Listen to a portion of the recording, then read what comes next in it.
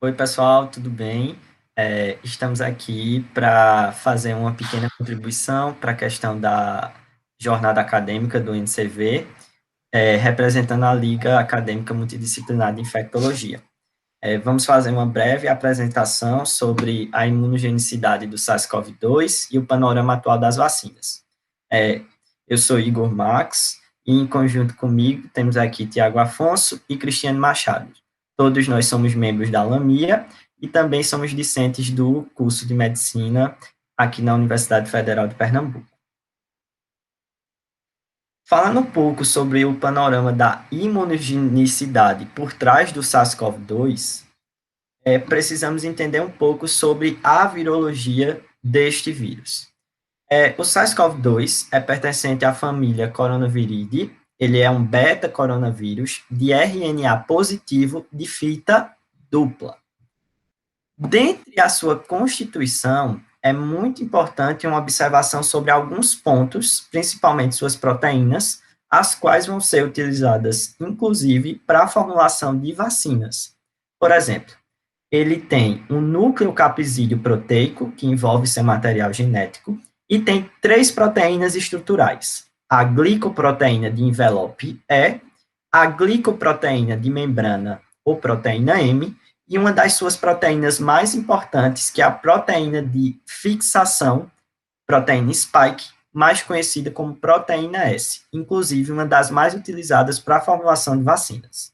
Além disso, ele possui uma barreira lipoproteica, que também é uma barreira lipídica que vai causar uma proteção ao material genético desse vírus. Para entender a imunopatogenia, ou melhor, a fisiopatologia por trás da infecção por SARS-CoV-2, é preciso deixar claro antes que tudo é muito recente. Os estudos são recentes, então não tem como ter uma total ciência de como ocorre esse mecanismo de resposta imunológica do hospedeiro ao SARS-CoV-2. Todavia, boa parte desses estudos interligam a cascata da angiotensina 1 e 2, bem como as enzimas conversoras da angiotensina, tanto 1 e 2, à imunopatogenia desse vírus. Por quê? Em momento fisiológico, aqui no momento normal, temos aqui um paralelo, né, entre as duas angiotensinas, a angiotensina 1 e a angiotensina do tipo 2, ambas atuando ali na cascata de vasoconstrição, principalmente no aumento da pressão arterial. Em paralelo, aqui na bicamada fosfolipídica, temos aqui dois compartimentos. Um que tem a questão da enzima conversora da angiotensina 1 e, pelo outro lado, a enzima conversora da angiotensina de número 2. Falando um pouquinho mais assertivamente sobre a questão da angiotensina 2, ela é assimilada por dois receptores: o receptor de angiotensina de número 1 e o receptor de angiotensina de número 2. Sendo que, além do controle da pressão arterial e da vasoconstricção fisiológica, é sabido que o receptor 1 da angiotensina 2, ele tem uma atuação bem intrínseca relacionado à ativação das células imunológicas do corpo. E isso é muito importante porque essa ativação é proporcional à quantidade de angiotensina 2 disponível em meio livre. E o que é que acontece para entender, em primeira instância, como se dá essa imunopatogenia pelo SARS-CoV-2? O vírus, né, o SARS-CoV, vai utilizar de sua proteína S, ou proteína spike, perdão, para se agregar ali na enzima conversora de angiotensina 2, por ter uma certa afinidade. A partir disso, o vírus ele vai invadir a célula hospedeira e vai fazer ali sua soroconversão. A partir dessa soroconversão, ocorre uma quebra do equilíbrio entre a produção de angiotensina 1 e angiotensina 2. A partir desse momento, ocorre uma exacerbação de angiotensina 2 no intuito de causar uma resposta imunológica ao vírus. E tamanha quantidade de angiotensina 2 vai ser assimilada em demasia pelo receptor de número 1 da angiotensina 2 e vai causar aí uma resposta imunológica altamente eficaz, mas também uma resposta imunológica patológica, porque vai ser demasiada. E uma das consequências dessa resposta imunológica em demasia é a chamada injúria pulmonar, que é um quadro clínico em que nessas imagens de microscopia eletrônica, pode ser vista a questão da invasão do vírus e a cascata de citocinas causando danos agressivos ao parênquima pulmonar.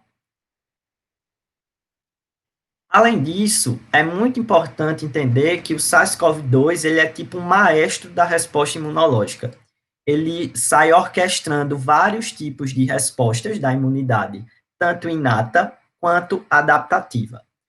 Fazendo um olhar mais intrínseco dessa orquestração de respostas imunes, em primeira instância, é sabido que o SARS-CoV-2 ele vai causar uma linfopenia, ou seja, ele vai causar uma redução drástica, que chega assim, em alguns estudos, de acordo com Yang et al., 2020, a uma redução de 20% no número de linfócitos totais. Isso, obviamente, vai ter suas consequências futuras, mas, em primeira instância, faz com que o vírus consiga invadir cada vez mais outras células do corpo humano sem ser detectado, perdão. Ao mesmo tempo que ele causa uma baixa no número total de linfócitos, o SARS-CoV-2 também ele faz uma hiperativação de células T. O que é que vai fazer essa hiperativação? São aí mediadas citocinas que vão fazer com que as células T tenham uma expansão clonal demasiada, ou seja, elas vão começar a se ativar, muitas vezes sem uma necessidade intrínseca, e vão atacar células infectadas pelo SARS-CoV-2. Além disso, ocorre uma disfunção dos linfócitos, tanto as células T da imunidade adaptativa, quanto os linfócitos NK da imunidade inata. E essa disfunção perpassa por um fator bem interessante, a produção de fatores de expansão clonal de macrófagos, e como bem sabido, os macrófagos são os principais responsáveis pela produção de citocinas pró-inflamatórias. Além disso, ocorrem também, em menor escala, anormalidades de granulócitos e de monócitos. Nos granulócitos, o que é que vai ocorrer? Uma queda significativa na produção de eosinófilos e de basófilos, e também de monócitos, porém, vai ocorrer um aumento significativo de neutrófilos, a chamada neutrofilia. E essa neutrofilia vai ocorrer no intuito de produzir cada vez mais macrófagos para gerar aí uma produção exacerbada, uma resposta inflamatória muito acentuada. Além disso, é sabido que vai existir durante a atividade imunológica contra o SARS-CoV-2 um acréscimo exaustivo de anticorpos. Esses anticorpos podem ser IgM, IgA ou IgG. Em maior instância, de acordo com os estudos, a maioria desses anticorpos são produzidos de cunho IgG, e esses anticorpos tendem a atacar, né, ou tentar fazer a opsonização em células infectadas pelo SARS-CoV-2. Por fim, e talvez a parte mais importante dessa resposta imunológica pelo SARS-CoV-2, temos a famigerada tempestade de citocinas, ou seja, a atividade exaustiva dos macrófagos, auxiliada pela atividade em demasia dos linfócitos T, B e NK, vão gerar aí a produção de diversos tipos de citocinas, principalmente as mais inflamatórias, a exemplo da interleucina 1 beta, interleucina 6 e interleucina 10. E quais são as consequências dessa tempestade de citocinas? Em primeira instância, a hiperinflamação pulmonar, ou seja, a síndrome da insuficiência respiratória aguda. E como é que ocorre essa síndrome da angústia respiratória aguda? Em primeira instância, ocorre uma hiperativação do sistema imunológico inato pós-contato com o SARS-CoV-2. As células dendríticas, que estão lá na parte da imunidade inata, vão produzir interleucinas 12 e 18, que são responsáveis por fazer uma ponte entre o sistema imunológico inato e adaptativo. A partir dessa produção exaustiva de citocinas, vai ocorrer uma hiperativação de linfócitos, lá na imunidade adaptativa. Ao mesmo tempo que, ainda na imunidade inata, vamos ter os monócitos e os macrófagos, já em resposta à infecção pelo SARS-CoV-2, produzindo interleucina 10 em demasia. E é sabido que a interleucina 10 é uma das principais citocinas pró-inflamatórias. Quando a gente observa aqui um pouco mais à nossa esquerda, o SARS-CoV-2 invadindo uma célula hospedeira, vai ocorrer um processo chamado de piroptose, que é uma morte celular induzida pela gama de infecção, e essa morte celular por piroptose nada mais é do que uma morte por hiperinflamação celular. E essa morte celular por hiperinflamação vai gerar como produtos mais produção de interleucina 1 beta e das interleucinas pró-inflamatórias auxiliares 18 e 33.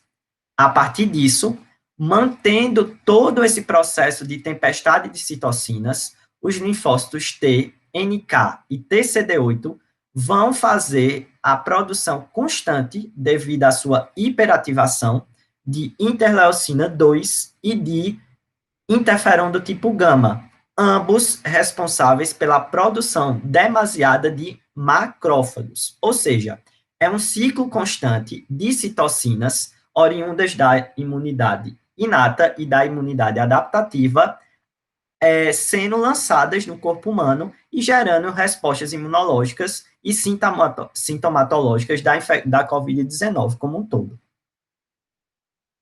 E uma dessas principais implicações, quais são dessa tempestade de citocinas? Em primeira instância, em decorrência da linfopenia, o SARS-CoV-2 ele consegue se aproveitar dessa questão de sistema imunológico em baixa para atacar cada vez mais células e fazer sua replicação de forma mais libertária, ao mesmo tempo que ele abre porta de entrada para infecções oportunistas ou para infecções secundárias à COVID-19. E mais especificamente, quando essa produção de citocinas, essa tempestade é tão exaustiva, principalmente pela questão da interleucina 10, 6 e 1 beta, ocorre aí uma disfunção sistemática, porque essas citocinas vão começar a atacar células muitas vezes saudáveis, pela quantidade demasiada, e podem gerar aí quadros clínicos, por exemplo, de falência respiratória aguda, cirrose hepática, insuficiência renal aguda e até mesmo endocardites e pericardites induzidas pelo excesso do ataque de citocinas, oriundas de toda essa resposta imunológica desorganizada e arbitrária contra a infecção pelo SARS-CoV-2.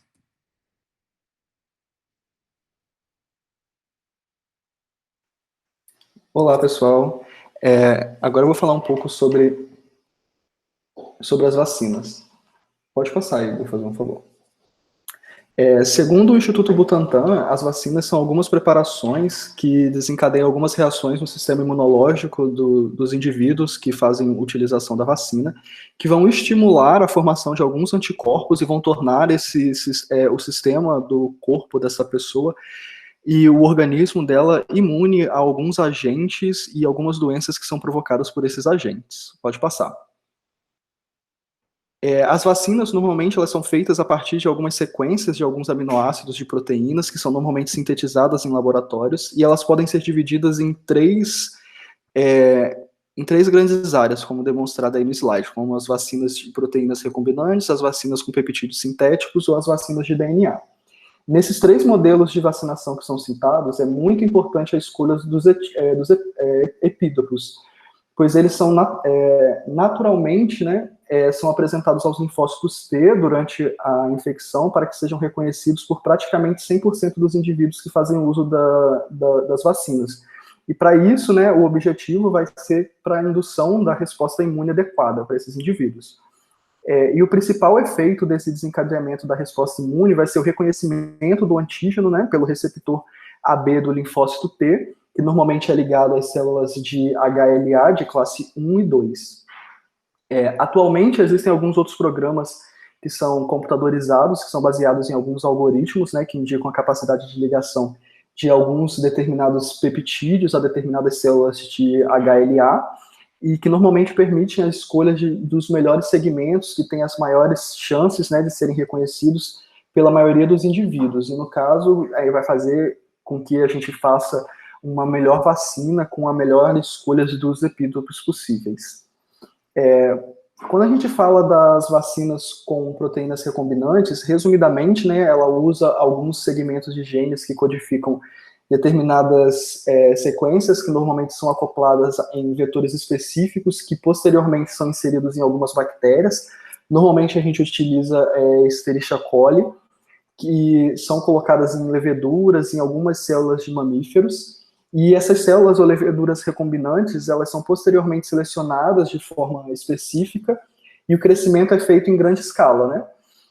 Normalmente, essa grande escala, a gente coloca o nome de fermentadores, e uma vez obtida essa grande quantidade de bactérias ou de leveduras, elas são submetidas a uma lise celular, que é liberada uma grande quantidade de proteínas recombinantes, e depois disso, a gente faz uma purificação por alguns métodos bioquímicos, e através disso é obtida uma vacina recombinante, né? Um exemplo que a gente pode citar de uma vacina recombinante é a vacina contra a hepatite B, que normalmente é produzida através de leveduras, através de uma clonagem de um gene de antígeno de superfície do vírus da hepatite B, que é o HBsAg, e que ele vai induzir a formação do anticorpo protetor contra o vírus da hepatite B.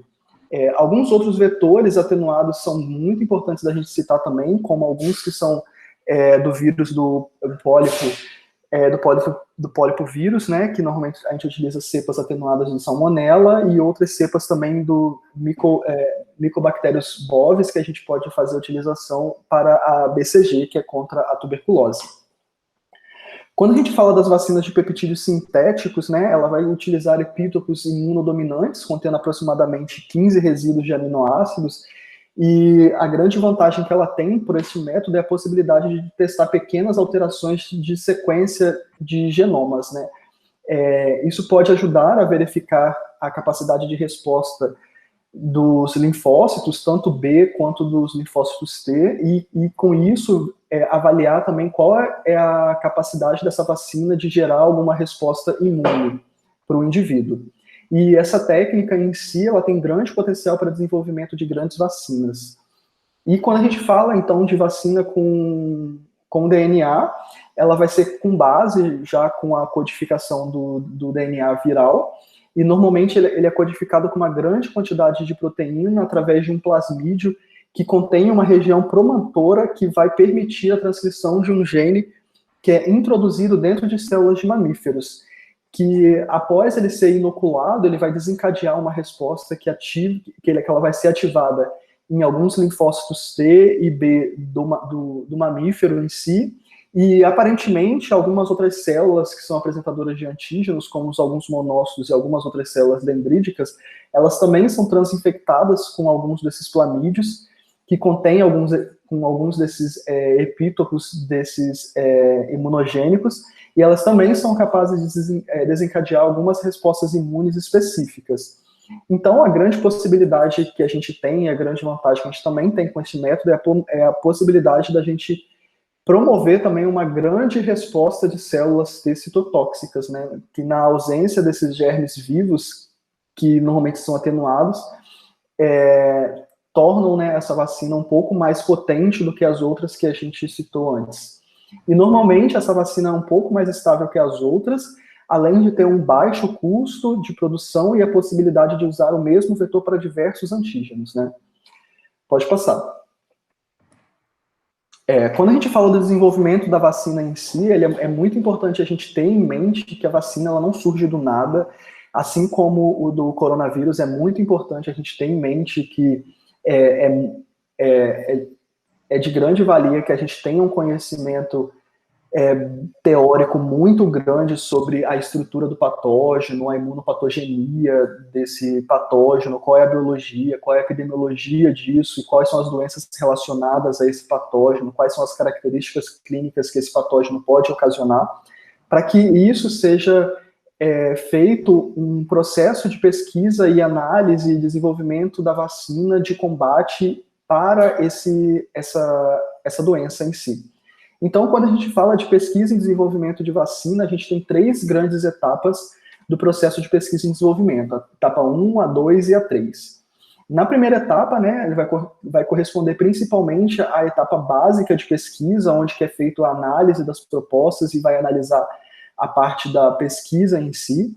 Na segunda etapa vai ser a realização da pesquisa, mais com análise de testes pré-clínicos, que normalmente vai ser algumas análises de pré-teste in vitro e em vivo, e que normalmente vai ter um objetivo de demonstrar como que esses testes vão ser avaliados para demonstrar algum tipo de segurança e o potencial imunogênico para uma possível vacina na etapa 2, e já na etapa 3 já vão ter alguns ensaios clínicos, e normalmente essa etapa é um pouco mais longa, e normalmente é a etapa também mais cara de todo o processo de pesquisa e de desenvolvimento da vacina em si, dado que ela vai precisar de um número muito maior de voluntários e de um cuidado também muito maior.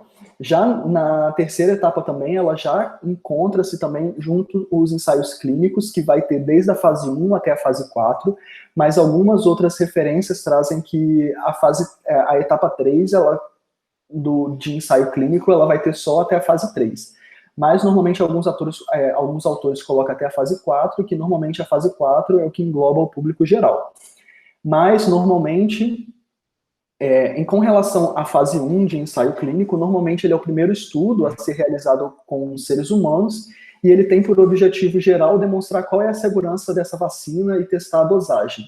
E normalmente ele é feito com um pequeno número de voluntários, e normalmente esses voluntários são sadios entre si, e tem entre 20 a 80 pessoas, e ele vai avaliar justamente a segurança e a eficácia em gerar respostas imunológicas nesses voluntários.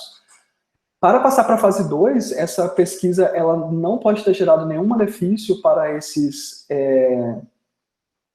voluntários, e partindo para essa fase 2, nessa fase ela vai ser testada então em mais voluntários, normalmente em centenas de voluntários, que normalmente são escolhidos de forma aleatória, e nessa fase a gente já começa a analisar mais grupos, e normalmente a gente já inclui alguns outros grupos que não são tão sadios, e normalmente já entram alguns grupos de riscos para essa análise.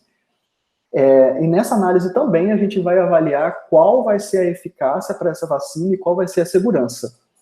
E já na última fase, que normalmente é a fase 3, normalmente essa já é a última fase para a obtenção de registro sanitário, e tem por objetivo também demonstrar qual é a eficácia que essa vacina vai ter dentro de um conjunto cada vez maior. Então, nessa fase, a gente já vai ter milhares de voluntários.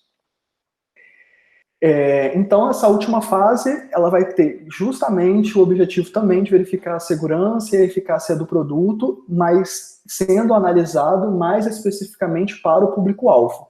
E que esse público-alvo vai ser visto para atingir um número maior de pessoas, de milhares de pessoas.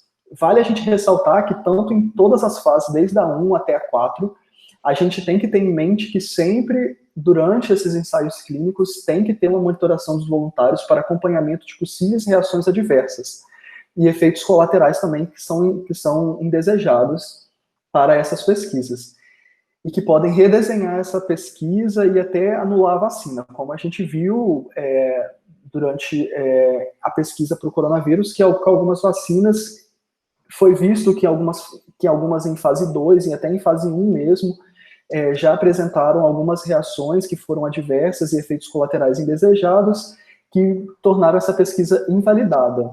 E aí bloquearam essa pesquisa, e aí volta todos os ensaios clínicos, desde a etapa 1, para reanalisar essa pesquisa, ou até invalidar essa pesquisa. Pode passar. Oi, pessoal, tudo bem? Vamos continuar aqui no tema das vacinas, mais especificamente no panorama atual sobre a Covid-19. Pode passar, Igor. Inicialmente, nós temos, segundo a Organização Mundial de Saúde, a OMS, atualmente, até quando o nosso slide foi feito, em meados de outubro, 42 vacinas em avaliação clínica e 151 em avaliação pré-clínica. As que vamos abordar aqui estão entre as 42, pois já estão na terceira fase, ou seja, estão mais próximas de possível liberação e distribuição. Pode passar aí. E aqui, ainda falando sobre o panorama, a gente trouxe um gráfico que explica, compara, na verdade, o número dessas vacinas que estão em desenvolvimento com o tipo de vacina, como nosso amigo Tiago já explicou. Pode ser com o próprio vírus, porém inativado ou enfraquecido, ou utilizando um vetor viral.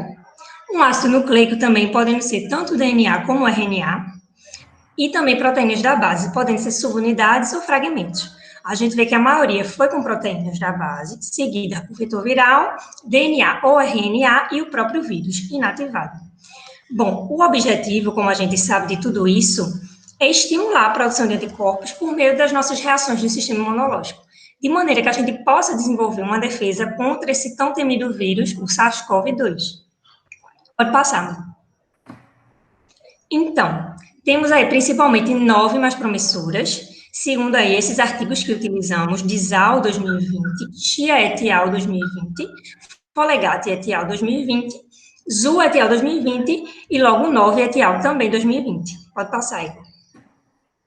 Então, por critério de organização, separamos aqui por nacionalidade das indústrias farmacêuticas. Temos 3 chinesas, que seria da Sinovac, da Sinopharm e da CanSino Biological Incorporation. Temos das estadunidenses também 3, muito famosas, inclusive, a da Novavax, a da NIAID, que seria a Moderna, e da AstraZeneca, que seria da Universidade de Oxford. A russa, nós temos até o momento a Gamaleya Research Institute. Pode passar, Igor. E temos ainda mais 2. Uma que é parceria alemã com norte-americanos, que seria mais conhecida pela Pfizer, pela indústria farmacêutica Pfizer, e por fim a belga, que é da Janssen Pharmaceuticals Companies. Pode passar. Vamos iniciar aí falando da Sinovac, nas chinesas.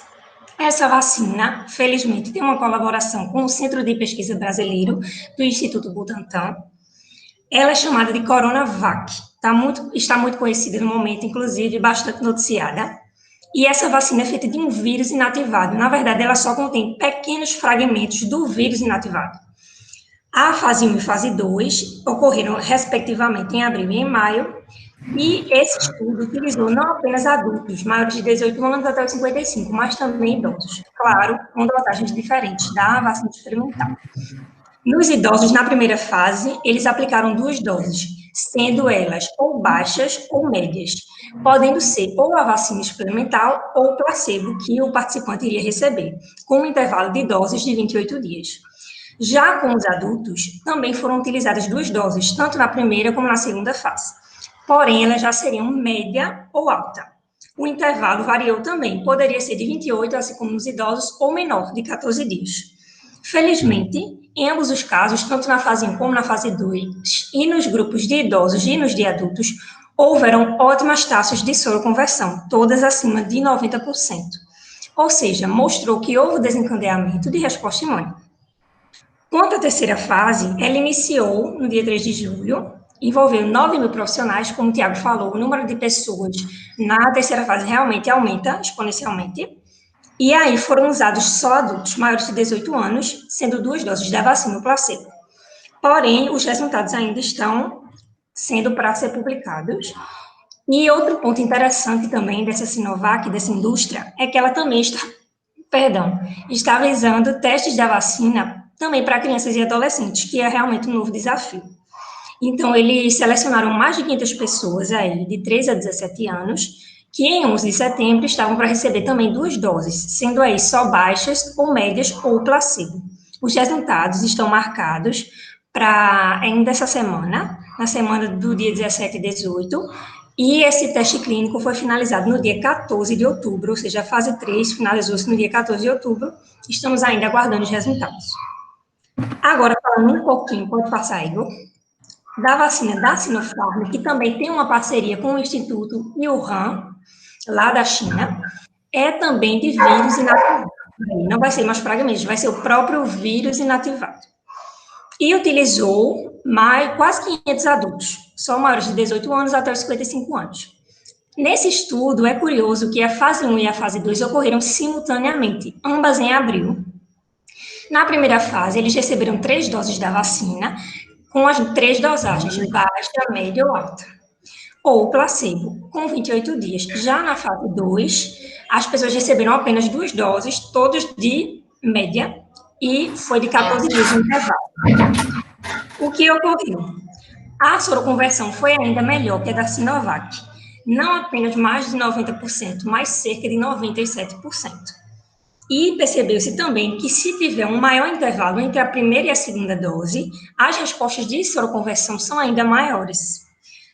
E quanto à questão de reações adversas, somaram-se cerca de 15% entre os participantes, mas todas foram leves, transitórias e autolimitadas. Não houve necessidade de nenhum tipo de tratamento e basearam-se em dor no local da aplicação, seguida de febre.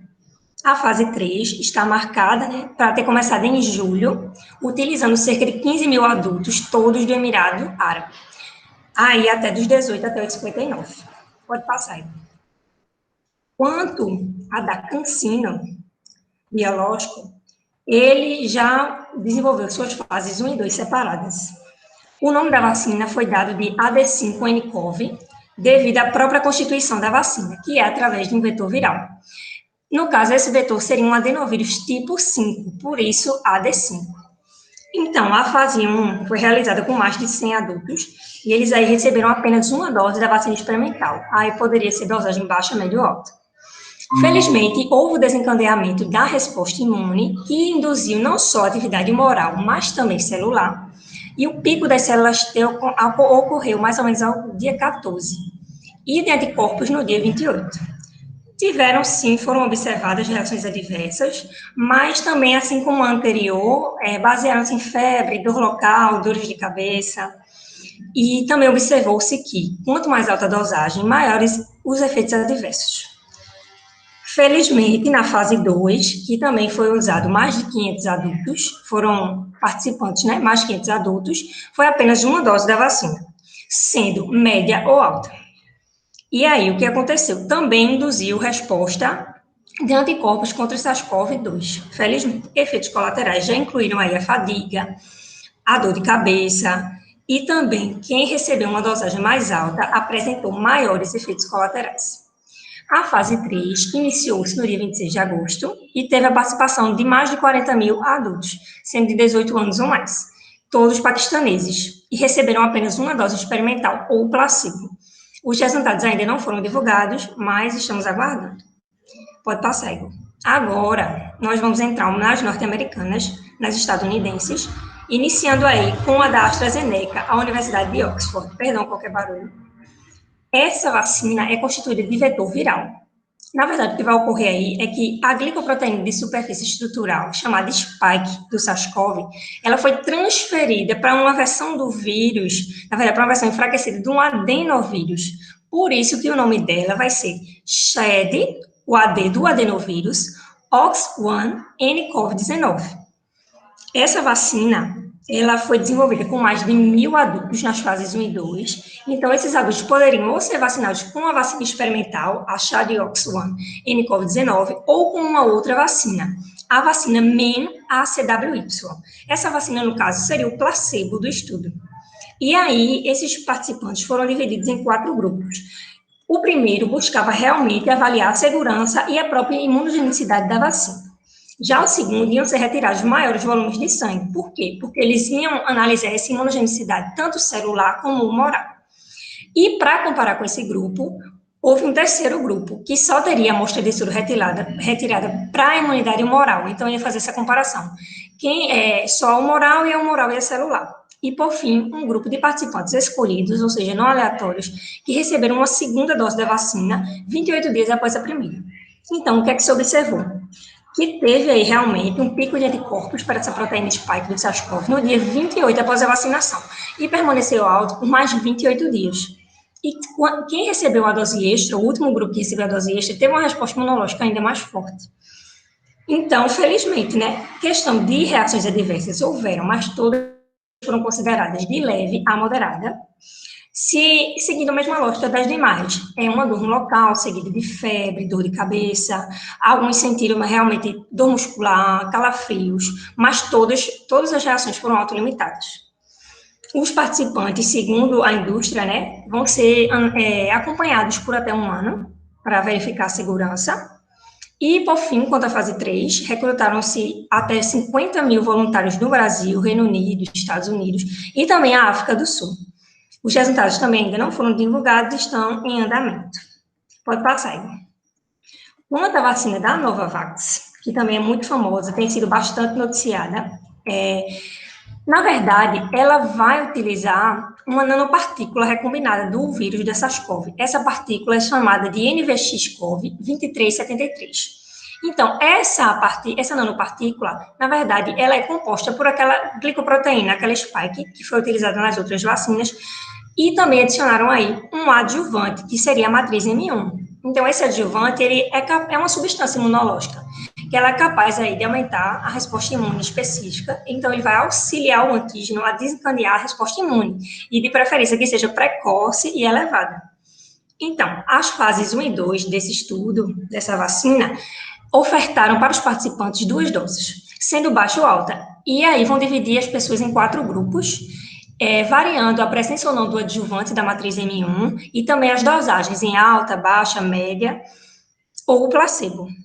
Então, felizmente, houve resultados claros mostrando que a matriz M1 realmente auxiliou bastante, pois os grupos que não receberam o adjuvante e os que receberam tiveram diferenças claras de resposta imune. Quanto a reações adversas, apenas 2 participantes. Um do grupo que recebeu com o adjuvante dosagem alta e o outro do grupo que recebeu dosagem média e adjuvante relataram uns efeitos mais severos. No caso, dor de cabeça, fadiga e mal-estar, porém, de forma mais grave. Porém, infelizmente, também, esses efeitos não passaram dos 2 dias, foram autolimitados. Já a fase 3 passou a incluir os idosos. Iniciou-se aí no dia 23 de setembro, com cerca de 9 mil participantes. O interessante também da Novavax é que, paralelo a tudo isso, eles também estão fazendo testes clínicos que já estão na fase 2, no uso da vacina em pacientes com HIV, pessoas que convivem com HIV. Então, tem aí mais de 2.500 pacientes, né, HIV negativos, e cerca de 250 HIV positivos. E esse teste de fase 2 vai ofertar aí 2 doses da vacina experimental com o adjuvante ou do placebo, tendo um intervalo de 21 dias, e os resultados ainda não foram divulgados. Pode passar, Igor. Vamos aí para a da Moderna também. A da Moderna envolve injetar alguns fragmentos do material genético de um vírus, especificamente do RNA mensageiro desse vírus, nas próprias células humanas. Então, o que é que vai acontecer? Vão ser criadas proteínas virais que vão imitar novamente a glicoproteína spike do coronavírus. Então, isso vai treinar o sistema imunológico para reconhecer a presença do vírus. E o curioso também é que esse tipo de vacina nunca foi licenciado para nenhuma doença, ou seja, se a vacina for aprovada, for bem sucedida, será a primeira vacina de RNA mensageiro aprovada em uso humano. E aí, como foi essa fase 1 e 2? Foram também primeiro a fase 1, depois a 2, não ocorreram simultaneamente. A fase 1 não fez uso do placebo e dividiu as pessoas em 3 grupos separados. Um grupo que receberá baixa, média ou alta dosagem. E também um curioso também dessa vacina é que foi a única de todas do panorama que não testou os pacientes antes, os participantes, para a Covid-19. Então, não se sabe, né, se alguém possuía o vírus ou não. Havia contraído o vírus ou não. Felizmente, houve realmente uma alta produção de anticorpos em todos os participantes, só houve um porém nas reações adversas, que uma pessoa, um participante do grupo de baixa dosagem, não pôde receber a segunda dose da vacina, porque apresentou urticária em ambas as pernas, né, ambos os membros inferiores. Mas, fora isso, não foram relatados eventos graves. Os principais vão remeter também aos anteriores, dor no local, dor de cabeça, fadiga. E, além disso, somou-se também um novo estudo com mais de 40 adultos, agora idosos, maiores de 56 anos, que vão receber 2 doses da vacina, sendo dosagem baixa ou média, e os resultados foram felizmente similares. Quanto à fase 2, ela teve o uso do placebo, foram também 2 doses da vacina experimental, divididas em grupos de adultos e idosos, e os resultados foram bastante positivos, semelhantemente ao da fase 1. A fase 3 reuniu 30 mil pessoas dos Estados Unidos, somente adultos, que vão receber 2 doses da vacina média, alta ou placebo. E essa fase 3 realmente é para verificar a segurança, a eficácia e a própria imunogenicidade. E também vão acompanhar os participantes até 2 anos após a segunda dose. Felizmente, a Moderna afirma que a partir de 2021 pode disponibilizar pelo menos 500 milhões de doses por ano se a vacina for aprovada. Eles planejavam entregar os resultados da fase 3 agora em outubro, mas postergaram, para o dia 25 de novembro. Pode passar aí. Agora, acabamos dos estadunidenses, vamos falar da vacina russa. A vacina russa foi desenvolvida pela Gamaleya Research Institute. Ela é constituída por um vetor viral, que na verdade são 2 componentes. Vai ser um vetor adenovírus do tipo 26, que seria o RID26, e um vetor adenovírus tipo 5, que seria o RID5. Ambos vão carregar esse gene também para a glicoproteína spike do SARS-CoV-2. Então, vai ser por meio dessa proteína spike, que, como eu expliquei, que vai ali se prender células humanas e injetar o material genético para se replicar, até causar a apoptose, a morte celular. Então, por isso, devido aos seus vetores de adenovírus, ela é chamada de RID26S mais RID5S. As fases 1 e 2 utilizaram apenas 76 adultos e dividiram em quem ia receber a RID26S e os que iam receber a RID5S. E aí, eles foram acompanhados por 28 dias, também teve ótimas taxas de seroconversão. Já na fase 2, ela ocorreu logo após a fase 1, 5 dias após. Então, foi administrado novamente. Agora, não um grupo que vai receber um e outro grupo vai receber outro, mas o mesmo grupo primeiro recebeu a RID26S no dia 0 e no dia 21 foi que receberam a RID5S. Então, felizmente, também na fase 2, todos os participantes produziram anticorpos para essa glicoproteína spike do SARS-CoV. 85% dos participantes na fase 2 apresentaram os anticorpos já no dia 14 e se mantiveram até o dia 28. Quanto aos efeitos colaterais, semelhantes também às demais vacinas, dor local, fadiga, dor de cabeça, todas autolimitadas. Quanto à fase 3, ela vai ter o uso de placebo e iniciou-se no dia 26 de agosto, com 40 mil adultos russos, todos adultos maiores de 18 anos. Então, como é que vai ser? Como é que foi, né, o processo? 10 mil receberam placebo e somente 30 mil que receberam a vacina experimental, e agora ela foi renomeada na fase 3. Agora ela é chamada de GAN-Covid-Vac. Foram ofertadas aí 2 doses e o tempo foi 21 dias. A indústria, né, promete acompanhar os participantes por até 180 dias, depois dos 14 dias após a primeira dose. Pode passar, Igor. Agora vamos falar ainda da alemã, com parceria com os norte-americanos. Ela é mais conhecida por ser da indústria farmacêutica Pfizer. Ela também usa o RNA mensageiro, que seria inédito, né? Que será inédito. E ela é chamada de BNT162B1. E aí, como é que foram as fases 1 e 2? Eles utilizaram apenas 45 adultos nas 2 fases, que receberam uma parte doses baixa e média e outras dose alta, e ainda um último grupo que recebeu o placebo. A resposta imune foi observada até mesmo nos casos da dosagem mais baixa, e percebeu-se também que quanto mais alta a dosagem, melhor as taxas de seroconversão. Efeitos colaterais semelhantes, dor no local, fadiga, dor de cabeça leve a moderada, também foram relatados calafrios, dor muscular e também dores nas articulações. Mas nenhuma foi, as reações sistêmicas foram aumentadas também, inclusive, com a dosagem, então dosagem de baixa para média para alta, aumentou-se também os efeitos colaterais, mas felizmente duraram apenas no máximo 7 dias, de 2 a 7 dias esses efeitos colaterais. Outro ponto interessante aqui também é que eles têm um teste clínico que vai avaliar essas 3 fases, as fases 1, 2 e 3. E esse teste clínico se divide em 2 partes. Uma que vai analisar a fase 1 e selecionar as melhores vacinas e a melhor dosagem para aplicar, e a segunda que vai analisar as fases, né, 2 e 3, que vai fazer, no caso, uma coorte expandida e vai avaliar, por fim, a eficácia dessa vacina. E esse teste clínico foi realizado com 44 mil voluntários maiores de 16 anos e provenientes de vários países, incluindo o Brasil, e os resultados ainda serão divulgados. Por fim, e não menos importante, pode passar, Igor, a vacina belga, que seria da Janssen Pharmaceuticals Companies. Eles, infelizmente, não publicaram ainda nenhum artigo sobre o desenvolvimento da vacina, mas o que se sabe é que as fases 1 e 2 iniciaram-se em junho, com o uso de placebo, e envolveram também, além de adultos, idosos com maiores de 65 anos. A vacina é chamada de AD26-CoV2S, é proveniente de um vetor viral, e foram ofertadas 2 doses da vacina experimental ou placebo, e teve o maior dos intervalos entre as doses, que foi de 56 dias. Porém, o teste clínico permanece em recrutamento. A fase 3 está marcada para iniciar em 10 de agosto, com 60 mil voluntários de diversos países, incluindo o Brasil. E aí, só adultos que vão receber essa vacina, maiores de 18, e vão receber apenas uma dose. Pode passar, Igor?